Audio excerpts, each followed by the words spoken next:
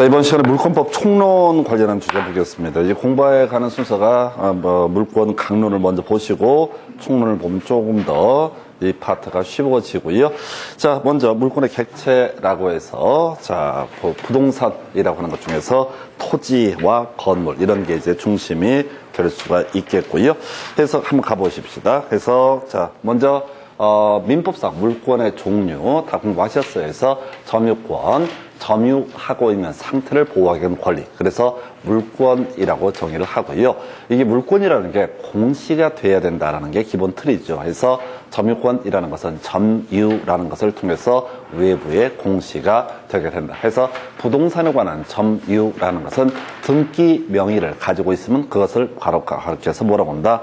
점유라고 이렇게 해석을 합니다. 그래서 우리가 동산 들고 있는 사람 이게 눈에 확 띄는데 부동산은 또 들고 있는 사람이 없잖아요. 그래서 등기 명의인을 뭐라고 한다? 점유자라고 이렇게 해석을 하게 됩니다. 다만 이게 정당한 권원 없이 도 성립할 수 있는 것이 점유권이 되게 될 것이고 이에 대응해서 본권이라는 것은 정당한 권원이 있을 때만 성립하는 물권을 가리켜서 본권이라고 부르게 됩니다. 그 중에서 가장 완벽한 형태의 권리를 소유권이라고 부르죠. 그래서 사용 수익도 하고 처분도 할 수 있는 권리. 그래서 이 소유권을 베이스로 해서 나머지 제한 물권 등이 문제가 되게 됩니다. 그 중에서 사용 수익에 관한 권능을 지배하는 물권을 바로 지상권, 지역권, 전세권이라고 부르게 되죠. 그래서 이 지상권, 지역권, 전세권 중에서 지상권, 지역권은 토지에 관한 권리 이렇게 해석을 하죠. 그래서 토지를 점유해서 사용 수익할 수 있다. 건물 소유나 수목 소유, 공작물 소유 목적으로 사용할 수 있는 권리를 지상권이라고 부르게 될 것이고요.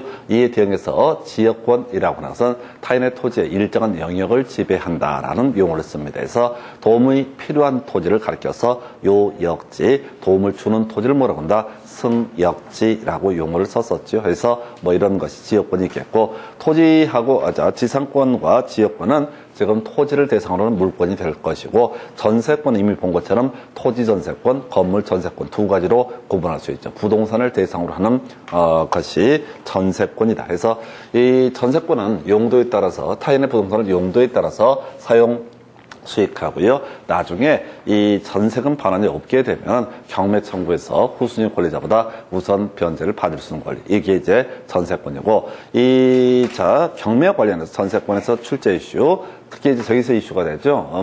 지금 공인중개사법 영역에서 경매 파트에서 출제되는 쟁점은 전세권자 위에 전세권자가 소위 말소 기준 권리라고 해서 저당권보다 위에 있다라고 했을 때 이때 이 사람이 배당 요구를 하면 전세권은 매각으로 소멸하게 된다. 이게 이제 공인중개사법 경매 파트에서 주요 이슈가 되게 됩니다. 한편 담보물권으로서 유치권 저당권이라는 개념이 있었죠. 그래서 이 저당권이라고 하는 거 이렇게 전제하죠. 자, 채무자가 채무의 담보로 제공한 부동산으로부터 다른 채권보다 우선 변제를 받을 수 있는 권리, 이걸 저당권. 단순화시키면 경매 청구에서 우선 변제를 받을 수 있는 권리, 이걸 우리가 저당권이라 부르죠. 자, 주의하실 게 피담보 채권, 돈 받을 권리하고 저당권은 별개의 문제입니다. 그래서 돈 받을 권리를 전제로 해서 저당권이라는 게 성립이 되긴 하지만은 돈 받을 권리하고 저당권은 별개의 문제다. 그래서 우리가 가등기 담보 등에 관한 법률 문제 보면서 설명드렸던 것 중에 하나가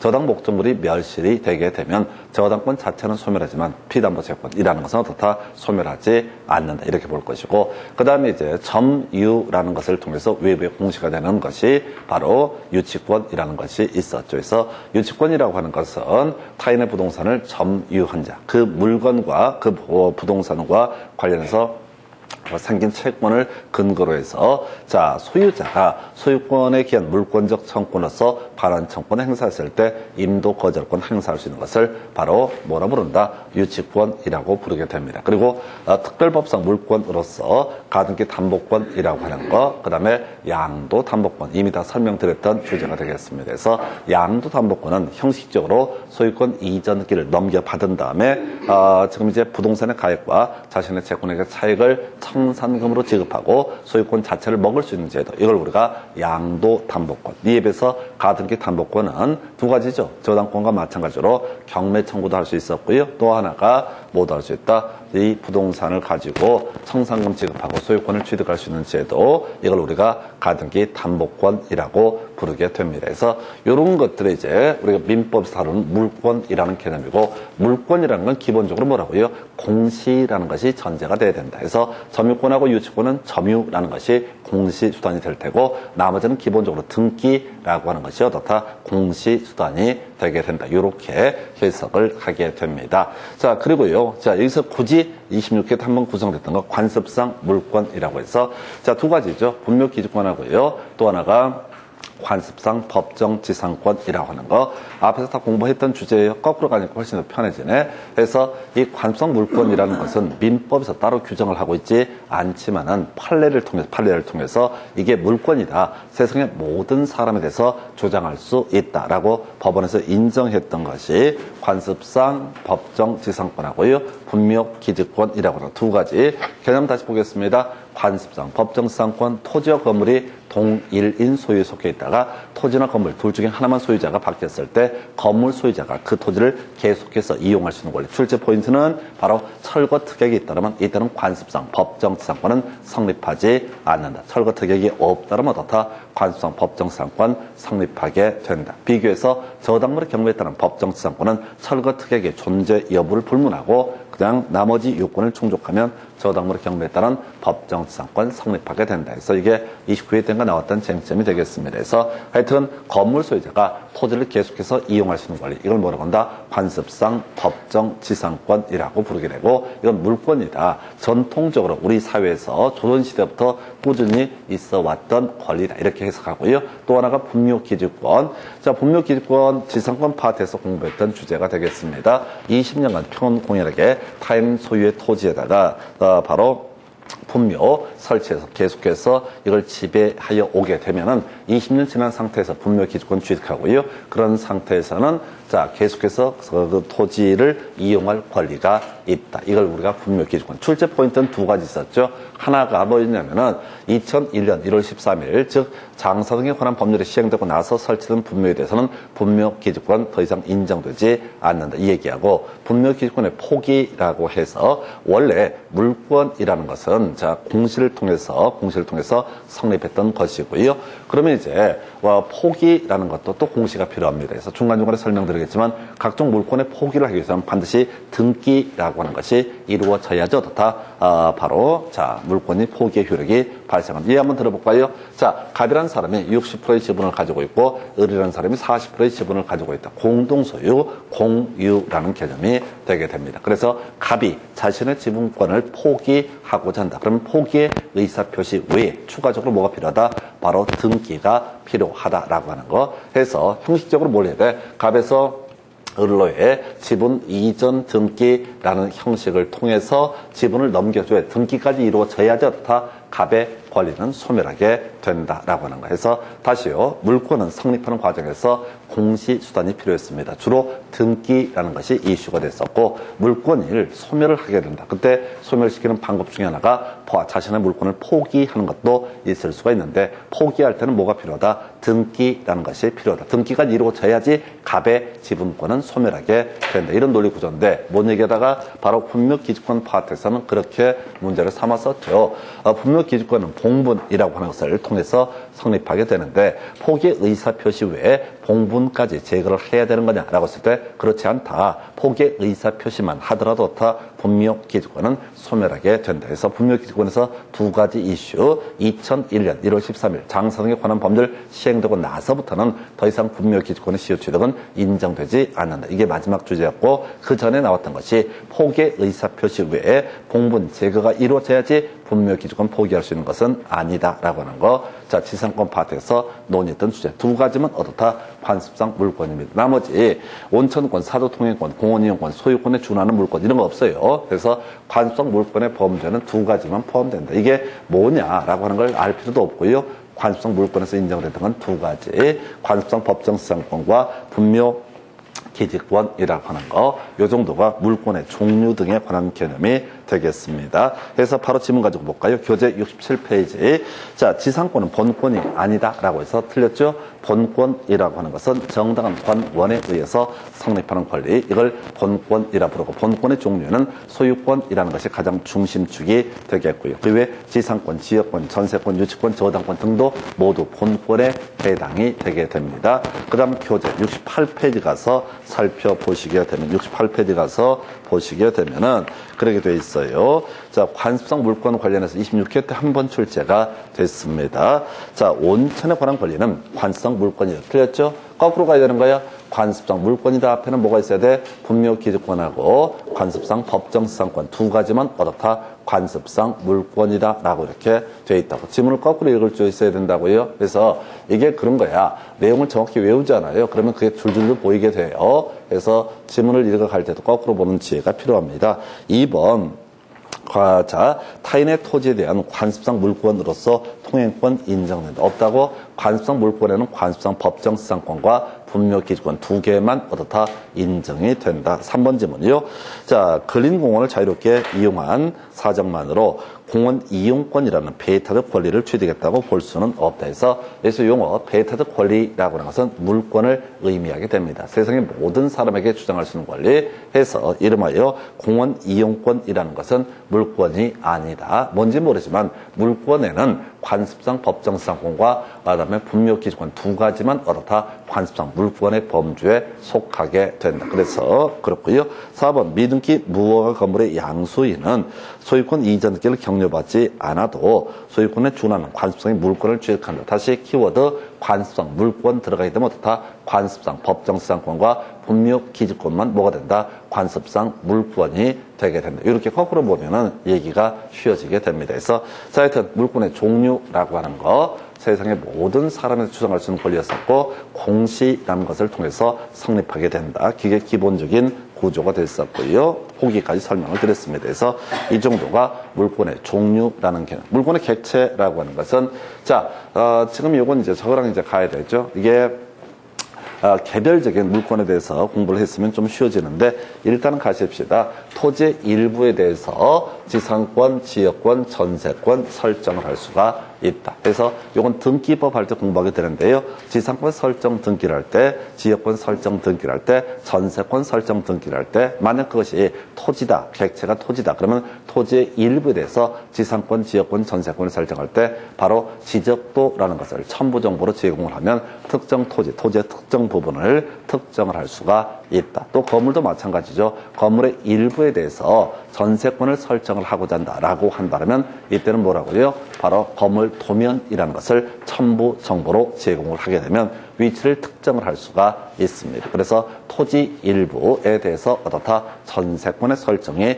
가능하다. 그런데 이제 토지 일부에 대해서 소유권이라든가 저당권은 기본적으로 허용되지 않습니다. 뭔 얘기냐면 한 필의 토지가 있습니다. 근데 그 중에 자, 100평짜리 토지 중에서 자, 20평만 사고 판다. 이건 있을 수가 없어요. 분필, 필지를 분할하면 각자 다른 토지가 되기 때문에 그때는 별로로 치고 토지 100평 중에 20평 부분에 대해서만 만약에 소유권을 취득한다. 인정될 수 없어요. 그러다 20평 부분에 대해서만 저당권을 설정한다. 인정이 될 수 없어요. 만약 20평 부분에 대해서 저당권을 설정하면 나중에 경매 붙였을 때 낙찰받은 사람이 어느 토지에 어떤 부분을 이용을 할 수 있을지 알 수가 없게 됩니다. 그래서 토지 일부, 건물 일부에 대해서는 어떻다? 소유권 또는 저당권의 객체가 될 수가 없다. 근데 이제 판례 중에 골 때리는 게 하나 나왔죠. 그래서 점유취득시효라는 개념. 다시 머릿속으로 기억해 보셔야 돼. 점유취득시효 20년간 소유의 의사로 평온 국민에게 점유한 사람에 대해서는 어떻다?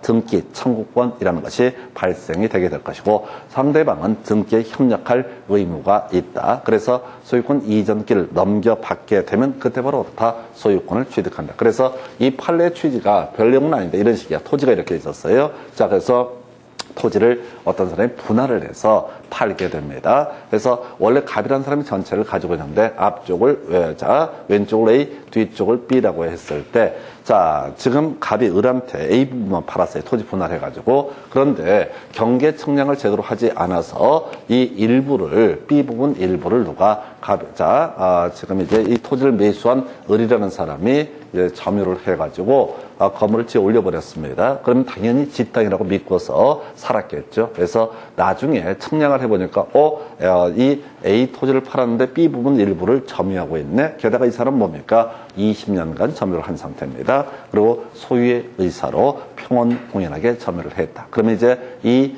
을이라는 사람에게는 뭐가 발생한다? 등기, 청구권이라는 것이 발생을 하고, 그래서 토지 일부에 대해서 예외적으로 소유권을 인정했던 사례, 이런 게 있다. 이게 이제 토지 일부에 대해서 점유취득세를 인정한 사례가 있다. 이게 이제 판례에서 좀 특수한 경우고요.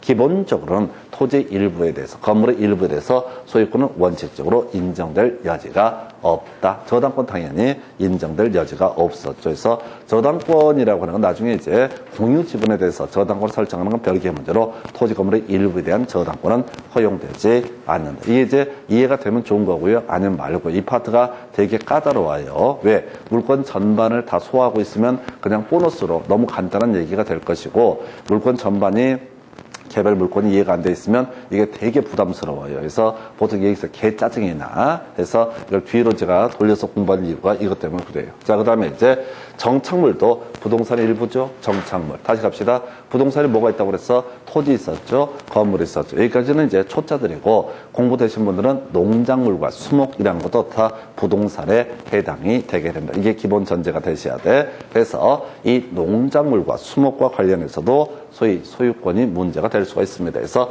자, 일단은 자, 항상 물권이라는 것은 뭐가 필요하다? 공시라는 수단이 필요하다. 왜? 세상의 모든 사람에게 주장할 수 있는 권리가 물권이라는 개념이기 때문에 세상에 누가 봐도 알 수가 있는 상태에 있어야 돼. 그래야지 그 사람의 권리를 인정할 수가 있게 되는 겁니다. 그래서 자, 바로 이제 우리가 주로 봤던 게 물권의 공시수단, 점유하고요, 등기라고 하는 게 기본적인 공시수단이 되는데, 명인 방법이라는 것도 공시수단이 될 수가 있습니다. 그래서 수목, 농작물에 대해서 명인 방법을 갖춘다. 이런 얘기야. 어떤 토지가 있습니다. 토지가 있어요. 자, 여기에 수목이 자라고 있다. 농작물이 자라고 있다. 수확기에 이르기 전이라고 전제를 하고요. 그럼 특별한 사정이 없으면 토지 소유권이 어떻다? 부합하게 된다. 그래서 농작물이나 수목의 소유권 자체가 누구한테? 바로 토지 소유자 것이 되게 된다. 자, 그런데 이 정착물, 수목이나 농작물에 대해서 명인 방법이라고 하는 것을 통해서 공시가 되게 되면, 명인 방법이라는 것을 통해서 공시가 이루어지게 되면 소유권과 토지 소유권과 별개의 권리로 해석, 별개의 물권으로 해석을 합니다. 그래서 이 수목의 소유권은 을 거다. 예를 들어서 또 농작물의 소유권이 을 거다라고 플랜카드를 붙여 놓게 되면 이것은 토지 소유권에 분리해서 독자적인 물권의 객체가 될 수가 있다. 좀 특이한 개념이죠. 그래서 자, 명인 방법을 갖춘 농작물, 수목 또는 미분리 과실은 소유권의 대상이 될 수가 있다라고 할 것. 그래서 이것만 사고 팔 수도 있다는 얘기죠. 그래서 우리가 일반적으로 자, 요즘에 그런 거 있나 모르겠는데 수박 밭대기 뭐 이런 게 있단 말이에요. 시골에서 수박을 재배한 농부가 중간 유통법인상한테 총액 얼마를 받고 수박만 팔아버린 케이스가 있다. 자, 그러면 이제 그때 플랜카드를 붙이게 되면 어떻다? 토지 소유권과는 전혀 별개 문제로 이 수박의 소유권 자체는 이름 새겨놓은 사람, 그 사람 것이 되게 된다. 이런 취지가 되겠습니다. 그럼 명인 방법을 갖춰서 자, 소유권을 확보한 사람은 이 수박을 또 다른 중간 도매상에 또 팔 수도 있다. 그럼 방법이 뭐가 된다? 플랜카드 하나 더 붙이면 되는 거야. 이게 명인 방법을 통한 물권의 공시다라고 이렇게 해석을 하게 됩니다. 이런 게 하나가 있겠고요. 그 다음에 이제 공시가 농작물 자체가 공시가 되는 사례가 있어요. 그래서 원래 이제 자, 토지에다가 농작물을 재배하게 정당한 원 없이 재배하면 토지 소유권에 부합이 될 텐데 그 농작물이 다 자라서 수확기에 이르렀다. 그러면 그 자체, 농작물 자체가 뭐가 된다? 공시수단이 되기 때문에 이때 농작물을 경작한 사람이 그때는 소유권을 취득을 하게 된다라고 하는 거. 그래서 이것은 굳이 공시수단 자체가 뭐라고요? 다 성숙한 농작물 자체가 뭐가 된다? 공시수단이 되게 된다. 이렇게 해석하시면 되겠습니다. 자, 한편 자, 수목 관련해서 이미 본 것처럼 명인 방법을 갖춘 수목이라는 것은 소유권의 객체가 되게 된다라고 하는 거. 이게 이제 기본 특이 되는데 자, 지금 이제 등기된 임목이라는 개념이 이슈가 되게 됩니다. 그래서 이 등기된 임목 얘기는 어디서 공부하냐면 공인중개소를 가면 중개대상물이라고 해서 토지, 건물, 그 밖에 정착물, 외 등기된 임목, 공장재단, 광업재단도 뭐가 된다? 자, 바로 중개 대상물의 범주에 포함이 되게 된다. 그렇게 가는 거예요. 그래서 자, 지금요. 아까 우리 어떤 토지가 있어요. 수목, 나무가 자랍니다. 그래서 이게 명인 방법이 있게 되면 명인 방법을 갖추게 되면은 어떻다? 소유권 이것만 사고 팔 수가 있다. 토지 소유권과 별개 문제로 갑에서 을로, 을에서 병으로 계속 사고 팔 수가 있다. 플랜카드 하나 붙이면 게임 끝나는 거야. 자, 그런데 이걸 가지고 자, 수박 밭대기를 한 중간 도매상에 플랜카드 붙여놓고 이 수박은 이제부터 내 거야 라고 공시가 해서 소유권 자체를 취득하는 건 별개 문제로 원래 소유권 가지고 있으면 뭘 할 수 있어요? 저당권, 소유권은 담보로 뭘 할 수 있다? 저당권도 설정을 할 수가 있게 되는 거죠. 근데 명인 방법을 갖춘 수목을 갖고는 등기부가 없기 때문에 저당권을 설정을 할 수가 없습니다. 저당권은요, 설정 계약과 설정 등기라고 하는 것이 이루어져야지 어떻다? 저당권은 성립하게 됩니다. 그래서 자, 이때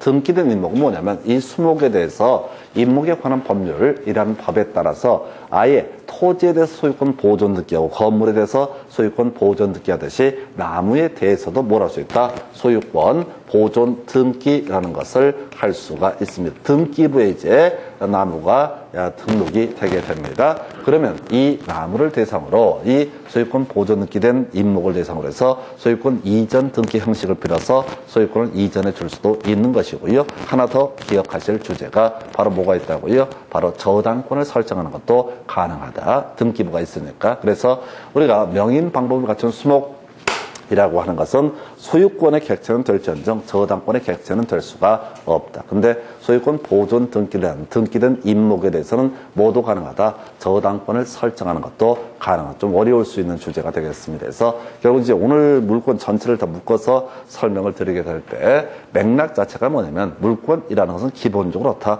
공시라고 하는 것이 필요하다. 이게 기본적인 골격이 되겠습니다. 그래서 지금 수확기에 이른 농작물 그 자체가 공시 수단이 되게 될 것이고 명인 방법을 통해서 플랜카드를 붙이게 되면 그것도 공시 수단이 될 테고 나무에 대해서 건물에 대해서 소유권 보존 등기를 하듯이 나무에 대해서 소유권 보존 등기를 하게 되면 그 역시 어떻다? 바로 자, 소유권의 객체가 될 수 있고 등기된 임목은 추가적으로 저당권도 설정을 할 수가 있다. 이 주제는 이제 우리 앞에서 공부하셨던 부합이라는 개념하고 계속 크로스가 되게 됩니다. 그 외에 이미 지겹게 해왔던 얘기 지상권, 전세권 이걸 양도할 수 있고요. 담보의 대상으로 될 수 있다. 저당권도 설정을 할 수가 있다. 이렇게 해석을 하죠. 대신 우리 저당권 파트에서 공부하실 때 지역권이라는 것은 양도할 수 없기 때문에 지역권을 담보로 저당권을 설정을 하는 것은 어떻다? 허용되지 않는다. 이렇게 해석을 하게 됩니다. 바로 지문 가져볼까요? 여러분 교재 69페이지 가서 개념 확인해 보도록 하겠습니다. 자, 먼저 한동 건물의 일부도 구조상, 이용상, 독립성이 있으면 구분 행위에서 독립된 부동산이 될 수 있다. 뭐 큰 쟁점은 안 되는데, 자, 우리가 이제 뒤에서 같이 공부하게 될 주제 중에 하나가 원래 이제 건물의 일부라고 하는 것은 소유권의 객체가 될 수가 없습니다. 근데 아파트 같은 것을 생각을 하면 상가 건물을 생각을 해보게 되면 뭐라고요? 소위 구분 행위라고 하는 것을 통해서 뭐가 가능하다. 구분 행위라는 걸 통해서 단독 소유권을 인정을 할 수가 있다. 이 내용은 우리 어디서 공부하시냐면 집합건물법에 가서 보시게 되면은 구분 소유권이라고 하는 거 전유 부분을 지배할 수 있는 권리고요. 구분 소유권의 양도 등이 이루어지게 되면 같이 세트로 움직이는 게 공용 부분에 관한 사용권하고요. 대지 사용권이라고 하는 게 같이 세트로 움직이게 된다. 그런 얘기를 집합건물법에서 설명을 드린 바가 있습니다. 그래서 그렇게 전형을 보셨고, 자, 그 다음에 두 번째 박스 1번 질문. 미분리 과실은 명인 방법을 갖추면 독립한 소유권의 객체가 되게 된다. 그래서 복숭아밭에 복숭아만 사고 팔 수가 있다는 얘기야. 이게 명인 방법이라는 개념이 되겠죠. 그래서 미분리 과실, 수목, 농작물 다 같은 맥락으로 볼 수 있습니다. 2번 농지 소유자의 승낙 없이 농작물을 경작한 경우 명인 방법을 갖추어야만 토지와 별도로 독립한 소유권의 객체가 된다라고 해서 틀리게 구성했었죠. 좀 특이한 케이스, 부업이 발생하지 않는 케이스. 자, 농작물이 다 자라서 그 자체가 공시의 수단이 되게 되면 그때는 경작자, 정당한 원 없이 농작물을 경작한 사람이 그 소유권을 취득을 한다. 그래서 굳이 플랜카드를 붙이지 않더라도 토지 소유자와 별개, 토지 소유권과 별개의 문제로 공시할 수 있는 수단 성숙기에 이르게 되면, 수확기에 이르게 되면 어떻다? 이때는 별도로 소유권의 객체가 될 수 있다 해서 2번을 틀리게 뽑아냈었고요. 3번 지문요. 명인 방법으로 공시되는 물권 변동은 소유권 이전 또는 유보에 한한다 해서 아까 뭔 얘기냐면 나무 얘기예요. 나무, 수목 같은 경우 명인 방법을 통해서는 소유권의 유보 또는 소유권의 이전만 가능하다 해서 소유권의 유보는 뭐야? 자, 지금 밭대기에서 농부한테 누가 샀어, 봤어, 자, 수박을 샀어, 수박은 내 거라고 공시하게 되면 그게 소유권의 유보라는 개념이 될 테고, 옆에 플랜카드가 하나 또 생겼네. 또 다른 중개한 도매상이 그 사람은 또 샀어. 제 거 부동산 제가 샀던 수박을 내가 다시 샀어. 이제 내 거라고 하는 것이 바로 명인 방법을 통한 소유권의 이전이라는 개념이 되게 됩니다. 자, 그 얘기고요.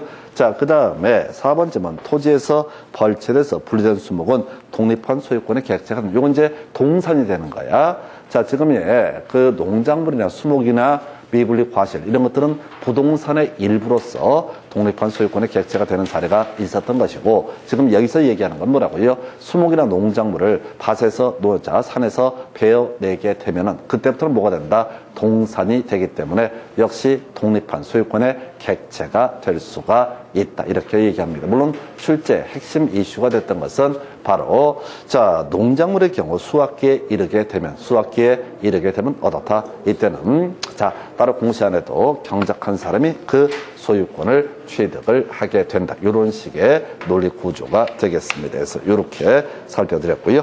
자, 그 다음에 이제 검토 드릴 주제가 부동산 물권 변동이라고 하는 거. 자, 요거, 시간이 좀 애매해. 잠시 끊었다. 5분만 끊었다가 요거 진행을 하겠습니다. 양이 많으니까.